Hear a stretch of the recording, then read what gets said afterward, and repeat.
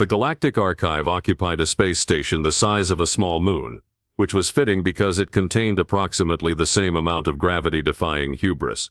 Floating in the neutral zone between 17 different star systems, it housed every significant piece of knowledge accumulated over 40,000 years of recorded galactic history. The building itself was an architectural fever dream, all crystalline spires and impossible geometries that made visitors question whether they'd accidentally ingested hallucinogens during the shuttle ride over. Most species treated the archive with the kind of reverence typically reserved for religious sites or particularly expensive restaurants.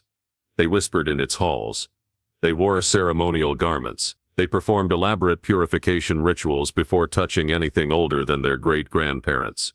The Yevith brought incense. The Dralin wore special gloves made from the shed skin of their most honored elders, which was exactly as disturbing as it sounded. The Heptari wouldn't even breathe directly on the books, instead using specialized filtration masks that made them sound like they were perpetually drowning. Then humans took over as head archivists.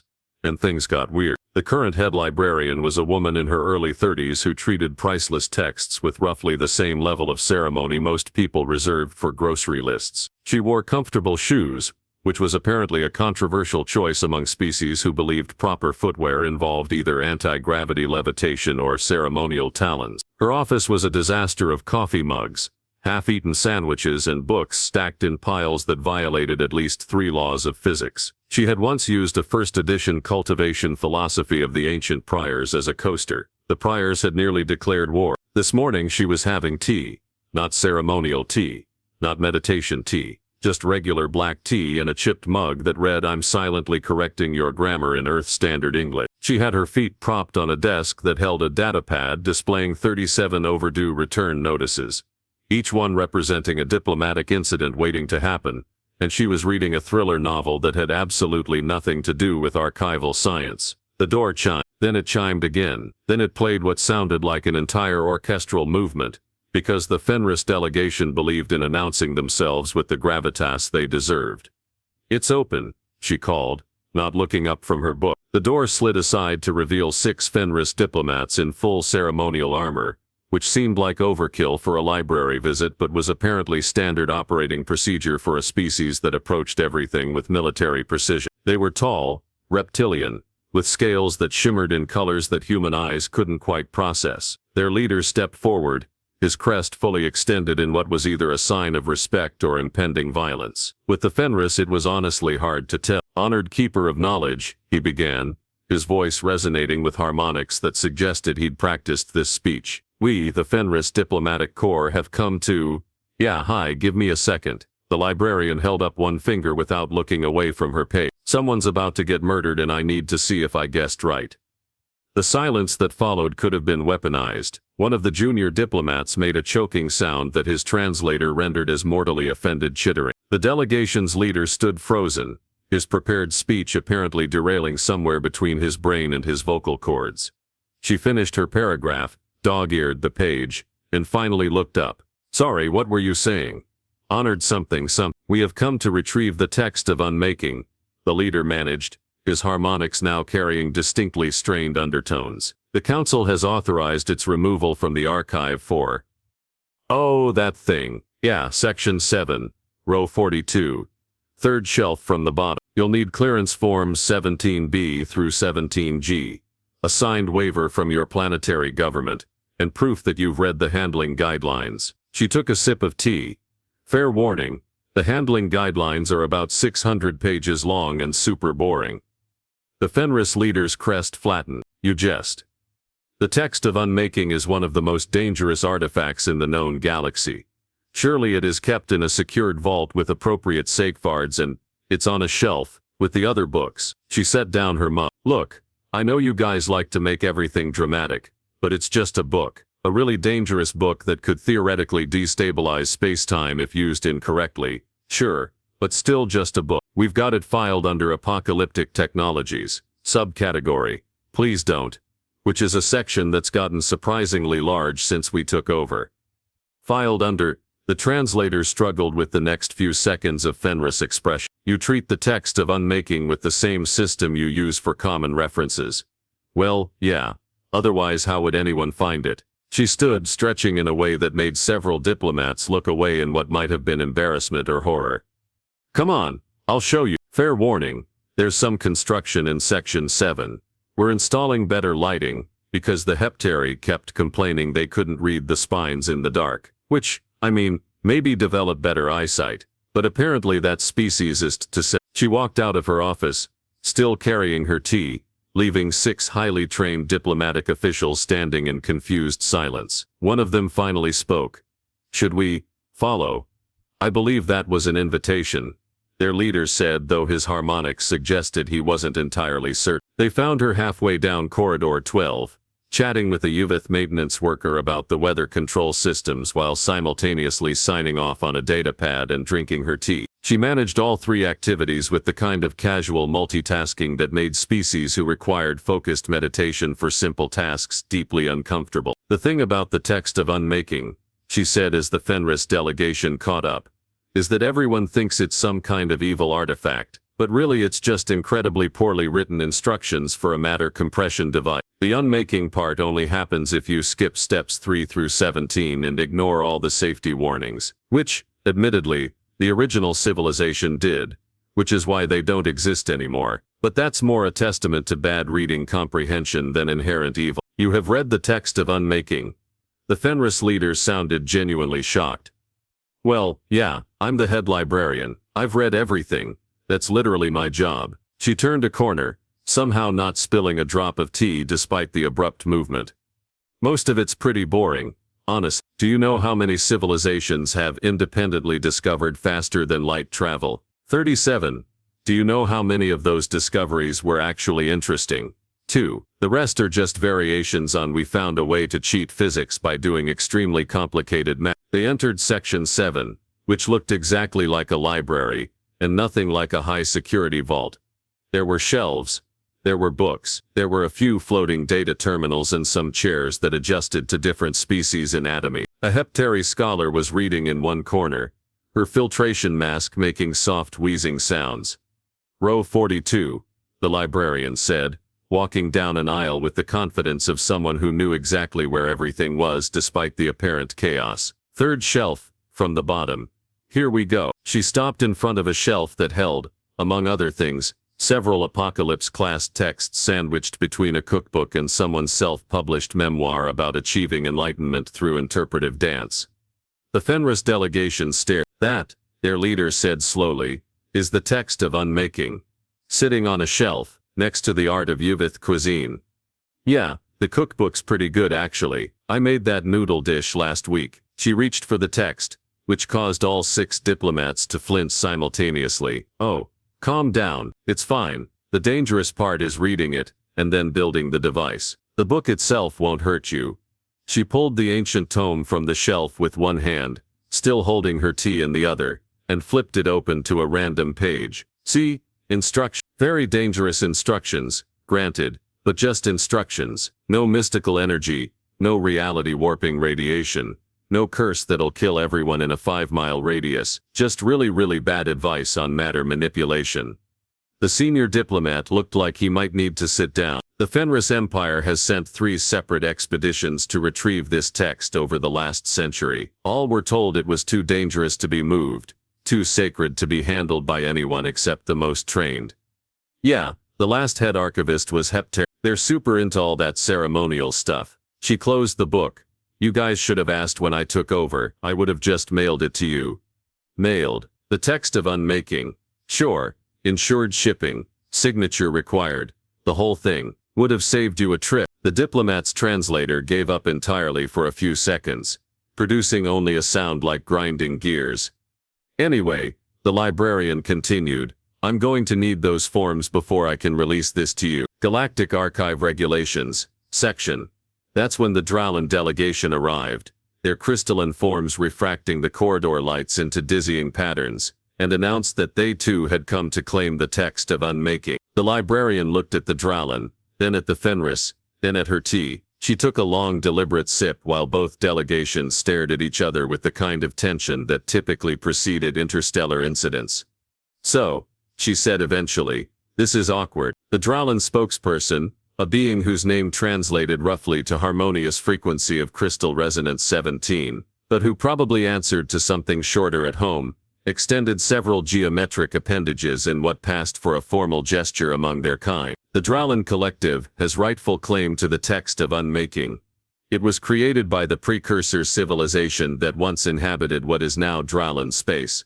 The Fenris Empire disputes this claim, the reptilian leader countered, his crest rising again. Our historical records clearly show that the precursors were a splinter colony of proto-Fenris explorers. Nope. The librarian held up her hand. We're not doing this. I've seen this argument play out 17 times with different artifacts, and it always ends with someone threatening to file a formal complaint with the Galactic Council, which then takes 6 years to resolve because the Council can't agree on what day to meet, let alone who owns a book written by a civilization that died out before most of your species invented fire. Both delegations turned to stare at her. The archive doesn't operate on ancestral claims, she continued. We operate on who files the correct paperwork first. Did either of you file the correct paperwork? The Drowlin resonated at a frequency that suggested deep offense. We have been preparing a formal request for 3 stellar cycles. The proper ceremonies alone require. So that's a no. She looked at the Fenris leader. We followed the previous protocols established by the Heptari administration, which required a ceremonial. Also, a no. Great. Love that for both of you. She set her tea down on a nearby shelf, right next to a book titled Fundamental Theorems of Dimensional Collapse, in a move that made both delegations collectively wince. Here's what's going to happen. You're both going to submit the actual required forms, which I will review in the order received. Whoever files first gets priority consideration. The other delegation can file an appeal, which will be processed according to standard. A third group entered section. The Yevith contingent moved with the eerie synchronization of a hive mind species. Their shared consciousness, making them walk in perfect unison. Their spokesperson spoke with multiple voices, overlapping in harmony. We have come for the Text of Unmaking. The Yevith Collective has determined it poses a threat to galactic stability and must be contained. The librarian closed her eyes and took a deep breath. Of course you have. This is unacceptable, the Fenris leader declared. The Empire arrived first, and has rightful. The Drowlin Collective's claim supersedes all others based on cultural. The Yevith Collective speaks for the security of all species, and will not everybody shut up for 5 seconds. The silence was immediate and absolute. Somewhere in the distance, a data terminal beeped. The Heptari scholar in the corner wheezed quietly through her mask.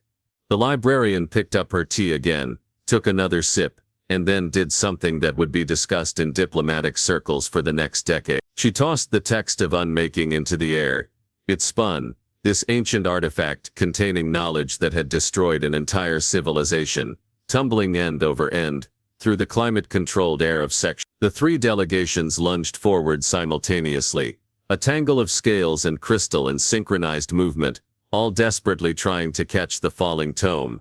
The librarian caught it one-handed. She didn't even look at it, just snatched it out of the air, with the casual precision of someone who'd spent years handling books, her tea remaining perfectly level in her other hand. Not a drop spilled. Here's the thing about the Text of Unmaking, she said, examining her fingernails, while an entire shelf's worth of diplomatic training failed to produce a single coherent response from anyone present. It's dangerous because it contains information, just information, very specific, very detailed information about how to do something catastrophically stupid. But information doesn't hurt anyone by itself. It's what you do with it that matters.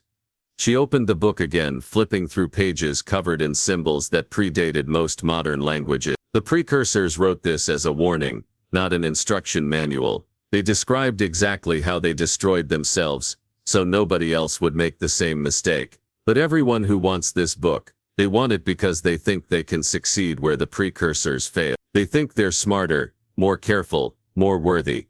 The Fenris leader's crest had flattened completely. You believe all 3 of our governments seek to weaponize the I believe all 3 of your governments are terrified someone else will weaponize it first.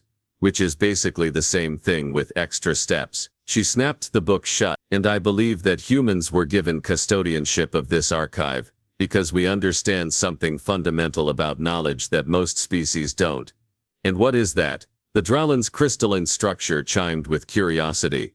That information wants to be used, not hoarded, not worshipped, not locked away in a vault where it'll achieve mythical status and become even more desirable. Used, applied, understood in context. She held up the text. This book has been sitting on a shelf in Section 7 for 23 years since humans took over. Know how many catastrophic incidents we've had involving it? 0. Know how many we had in the century before that, when it was locked in a vault with 7 different security protocols. 4 separate theft attempts, one of which almost succeeded. The Yevith Collective spoke in their unsettling harmony. You suggest that accessibility creates security. I'm saying that mystery creates desire. Lock something away and tell everyone it's forbidden, and suddenly every ambitious idiot with a starship wants it. She put the book back on the shelf, right between the cookbook and the memoir, put it on a shelf next to 600 pages of boring handling guidelines and make people fill out paperwork in triplicate. Nobody bothered, because now it's just bureaucracy, and bureaucracy is the most effective security system ever invented. The Fenris leader looked at the shelf, at the book, at the human who just treated a galactic treasure with less ceremony than most people gave to taking out trash. This is why the council appointed humans as head archivists. Well, that, and we're really good at alphabetizing. Seriously, you'd be shocked how many species can't grasp alphabetical order. The Heptari tried to organize by spiritual resonance for a while. It was a nightmare. The Draulen spokesperson resonated at a frequency that suggested confusion mixed with grudging respect. But the council records indicate humans were barely spacefaring when they were awarded custodianship. Your species had only just discovered faster-than-light travel. You had no diplomatic experience, no established archive management systems, no cultural framework for... Yeah, we were nobody's first choice, the librarian agreed cheerfully. The council spent about 15 years arguing over who should run this place after the Heptari keeper died. Every species wanted the job because controlling the archive means controlling access to 40,000 years of accumulated knowledge. That's serious power. Also serious responsibility, but mostly the power thing. She picked up her tea again, took a contemplative sip. The Fenris wanted it because they figured military discipline was perfect for maintaining order. The Draulen wanted it because of their whole thing about preserving crystalline memories. The Yevith wanted it because hive minds are naturally organized. Even the priors submitted a bid, and they barely talked to anyone outside their own star cluster. So how did an upstart species with barely 3 centuries of space travel end up in charge? The Fenris leader's translator conveyed genuine curiosity now, the diplomatic posturing fading into actual interest. They gave us a test. The librarian grinned. Best-worst decision the council ever made. 23 years ago, the Galactic Archive had faced a crisis. The previous keeper, a Heptari scholar named something unpronounceable, who'd held the position for 90 years, had passed away mid-reorganization. The archive was in chaos. Books were scattered across 47 different sections. The cataloging system had been changed halfway through implementation. 3 separate filing methods were being used simultaneously, none of them compatible with the others. The council, in their infinite wisdom, decided to hold a practical examination. Each candidate species would send a representative to organize a single section of the archive. The section they chose was Historical Records, Level 9, which contained approximately 50,000 texts from 600 different civilizations across 7,000 years. No cataloging system, no organization. Just books, data crystals and various other information storage methods, piled in massive heaps like someone had exploded a library and never cleaned it up. The test was simple: organize it. Make it usable. Prove your species could handle the archive. The Fenris sent their most decorated military librarian, a veteran of 3 archive campaigns who approached the problem with tactical precision. He spent the first week developing a comprehensive organizational strategy, the second week implementing rank hierarchies for the third week color-coding everything by military significance. At the end of the month, Historical Records Level 9 was organized with military efficiency, and absolutely nobody could find anything, because the entire system was based on Fenris imperial chronology, which meant nothing to the other 600 civilizations whose records were stored there. The Draulen sent a Gestalt consciousness, 17 individual crystalline beings who functioned as a single organizational intelligence. They spent 2 months developing a resonance-based filing system, where each text was assigned a harmonic frequency corresponding to its cultural import. It was beautiful. It was sophisticated.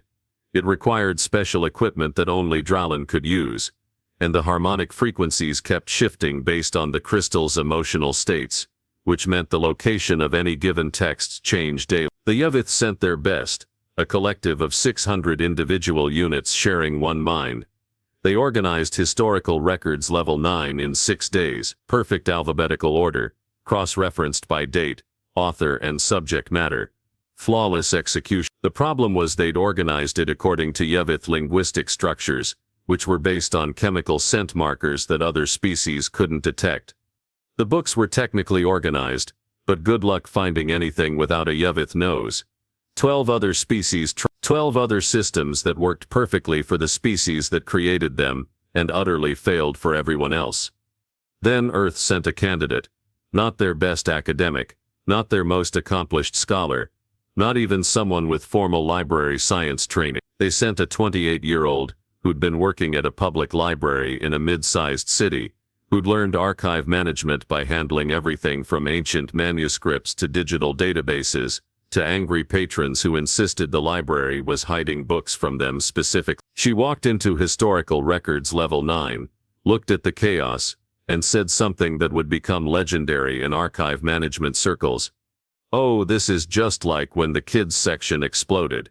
She didn't develop a system. She didn't create elaborate hierarchies. She just started sorting. Fiction here, non-fiction there, within those categories, chronological where it mattered, alphabetical where it didn't, cross-references. Put them where people would actually look for them, not where they theoretically should go. Multiple filing locations for texts that covered multiple subjects, because sometimes the same book needs to be in 2 places, and that's fine actually. She finished in 3. Historical Records Level 9 wasn't organized according to military significance or harmonic resonance or chemical markers. It was organized according to one simple principle: could someone who'd never been there before find what they were looking for? The council was skeptical. They sent representatives from 40 different species to test the system. Each one was given a specific text to locate. Every single one found what they were looking for in under 10 minutes. The Heptari council member, who'd been the most vocal opponent of human involvement, spent an hour trying to find a flaw in the system. Finally she'd asked, "But what is the underlying philosophical principle? What cultural framework governs this organization?" "It's organized so people can find stuff. That's literally it. That's the whole framework. But surely there must be a deeper meaning, a symbolic structure that..." "Look, I'm not trying to be rude, but you're overthinking this. A library is a tool. Tools should be easy to use. That's the only principle that matters." The council had erupted in debate, half argued that such simplicity was beneath the dignity of galactic knowledge preservation. The other half pointed out that every other system had failed because they prioritized dignity over functionality. Humans got the job, not because they were the most qualified, but because they were the only ones who understood that sometimes the best system is the one that actually works. "So you won by being aggressively practical," the Fenris leader said, and his translator somehow conveyed a tone of respect mixed with mild exasperation. "We won by remembering that libraries exist to serve the people using them, not the egos of the people running them." The librarian gestured at Section 7, at the shelves of books that could end civilization sitting next to cookbooks and memoirs. Every species that wanted this job, wanted it for the prestige, for the power, for the honor of being keepers of knowledge. Humans wanted it because we like organizing things and helping people find information. Turns out that's actually what the job is. The Yuvith collective tilted their heads in unison. "This explains your treatment of dangerous texts. You remove their mystique. I remove the stupid drama that makes people want them for the wrong reasons." She picked up the Text of Unmaking again. "This book isn't dangerous because it's cursed or evil. It's dangerous because it contains step-by-step instructions for building a doomsday device, and people are idiots who don't read warnings. So instead of making it mysterious and forbidden, I make it boring and bureaucratic. Way more effective. And if we still wish to access, the Drowlin chimed. Fill out the forms. Read the safety documentation. Prove you understand why it's dangerous. Then I'll loan it to you with the same checkout period as any other book. 6 months, renewable once with proper justification. She smiled. But here's the thing. Once you've read 600 pages of technical documentation about why you absolutely shouldn't build the thing described in this book, do you know what happens? All 3 delegations waited. You don't want to build it anymore, because now it's not forbidden knowledge, it's just really bad engineering. The Fenris leader's crest had gone through several color changes during this explanation, finally settling on what the librarian had learned to recognize as grudging acceptance. You were saying that by demystifying dangerous knowledge, you render it less appealing. I'm saying that forbidden fruit only tastes good because someone told you not to eat it. Once you know it's actually just a fruit that'll give you horrible indigestion, and possibly kill you, suddenly it's not that tempting anymore. She set the text down on a reading table. The previous administration had 4 theft attempts in a century. You know how many we've had in 23 years? 17. All 3 delegations reacted with alarm. The Drowlin's crystalline structure actually cracked slightly, refraction patterns going haywire. 17 attempts, the librarian continued calmly, all of which failed because the thieves got to section 7, found the book sitting on a regular shelf, and assumed it must be a decoy. They spent hours looking for the real vault, the real security, the real text of unmaking. Never occurred to them that it was exactly where the catalog system said it would be. She picked up her tea again. 3 of them actually asked me for directions to the high security wing. I told them we don't have one. They thought I was lying to protect secret. I was just stating facts, but paranoia is a beautiful thing. The Yuvith collective spoke, their harmony carrying notes of what might have been amusement. You weaponized transparency, I weaponized bureaucracy, and common sense, which is basically the same thing. She gestured at the shelves around them. Every book in this archive is catalogued, every dangerous text has documentation, explaining exactly why it's dangerous. Every apocalypse-class artifact has a checkout form, and a safety briefing. Nothing is hidden, nothing is forbidden, nothing is locked away where it can become legendary. And yet, the Fenris leader said slowly, nothing has been stolen. Nothing has been successfully stolen. She corrected. People try. They just fail because they're looking for mystery and finding filing system. Turns out the best security is making people fill out paperwork. Nobody ever became a legendary thief by submitting forms in triplicate. The Drowlin resonated thoughtfully. The human approach to archive management is to make everything so aggressively mundane that it loses its appeal to those seeking glory or power. Now you're getting it. The librarian finished her tea, set the empty mug down on the table next to the text of unmaking. Both objects sat there, equally significant in her organizational system, which was to say, just objects that needed to be somewhere. The species who want dangerous knowledge for the right reasons, legitimate research or historical preservation, or genuine academic interest. They're fine with paperwork, they're fine with safety briefing. They'll read the 600 pages of documentation because they actually care about understanding the material. And those who want it for the wrong reasons? The Yuvith collective already knew the answer but asked anyway. Get bored and give up around page 47, right about where the documentation gets into the technical specifications of matter compression ratios. Turns out that people who want to destroy civilizations or become all-powerful, or whatever, usually lack the attention span for thorough technical reading. The Fenris leader looked at his diplomatic corps, then at the other 2 delegations, then back at the human who'd just explained galactic security, through the lens of library management. Our governments will not be pleased with this explanation. Your governments already know this, the librarian said. They've known for 2 decades, they just don't like admitting that the best custodians for galactic knowledge are the species that treats it like books instead of holy relics. She picked up the text of unmaking one more time. You want to know the real reason you all came here today? The 3 delegations waited. None of you actually want this book. You want to make sure nobody else gets it. You want to verify it's secure. You want to verify it's secure. You want to verify it's secure.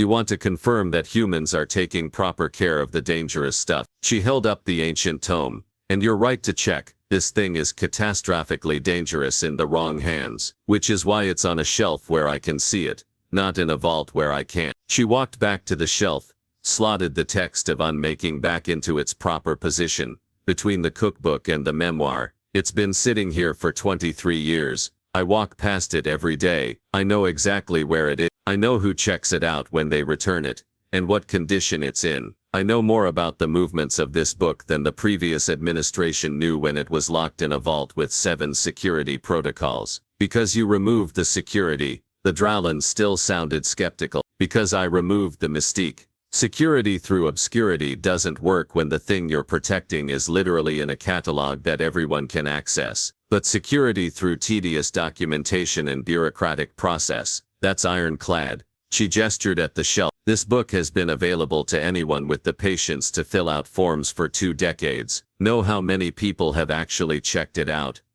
How many? The Fenris leader asked. 4. 3 were academic researchers who read it, took extensive notes and published papers on precursor engineering failures. The 4th was a heptary poet, who thought the title sounded metaphorical, and was extremely disappointed to discover it was actually about matter compression. She returned it early with a note saying it was too technical and not spiritual enough. The Yuvith collective made a sound that their translator rendered as harmonious laughter. The most dangerous text in the galaxy was checked out by a poet who found it boring. Best security review I ever got. The librarian picked up her empty mug. Now, do any of you actually want to check out the Text of Unmaking? Or did you just come here to verify that humans haven't accidentally destroyed the galaxy through negligent archive management? There was a long pause. The 3 delegations looked at each other, then at the shelf, then at the human who just simultaneously insulted and validated their entire trip. We should, the Fenris leader said carefully, consult with our respective governments about the proper forms. Thoughts? She headed back toward her office. Forms are available on the archive network. Fill them out completely, include all required documentation, submit them through proper channels. I'll review them in the order received. Standard processing time is 4 to 6 weeks unless you pay for expedited service, which costs extra, but I'm guessing your governments have the budget. 6 weeks? The Drowlin resonated with disbelief. Could be longer if there's errors on the form. Common mistakes include not specifying which translation you want, forgetting to include your institutional affiliation, and signing in the wrong spot. We get a lot of people who sign where they're supposed to print their names. Really holds up the process. She paused at her office door. Also, the archive is closed for 2 weeks next month for inventory. You'll want to factor that into your timeline. She disappeared into her office, leaving 3 diplomatic delegations standing in Section 7, staring at a shelf that held apocalypse-class knowledge next to a cookbook. The humans, the Fenris leader said eventually, are either brilliant or insane. Perhaps both. The Drowlin chimed. The Yuvith collective spoke in their unsettling harmony. We should return to our governments and explain that the Text of Unmaking is secure precisely because it is unsecure. They will not understand. No, the Yuvith agreed. But it will be amusing to watch them try. The 3 delegations departed, each planning to file the proper paperwork, each knowing their governments would spend months debating whether to actually go through with the checkout process, each secretly relieved that someone else was dealing with the headache of managing galactic knowledge. In her office, the librarian made a fresh cup of tea, marked 3 notes in her calendar about expected form submissions, and went back to her thriller novel. Somewhere in Section 7, the Text of Unmaking sat on its shelf, exactly where it belonged. Dangerous and ignored and perfectly safe because nobody could be bothered to read the documentation. Outside the archive, stars wheeled through space, civilizations rose and fell, and the galaxy continued its complicated dance of politics and power. Inside, books sat on shelves, organized by a system that prioritized function over form, accessibility over mystique, and practical results over philosophical frameworks. The Galactic Council had spent 15 years arguing over who should control the greatest repository of knowledge in known space. They'd eventually given it to humans, who treated priceless artifacts like library books and saved the galaxy through aggressive normalization and properly filed paperwork. Somewhere the universe was laughing. But it was probably just the air filtration system acting up again.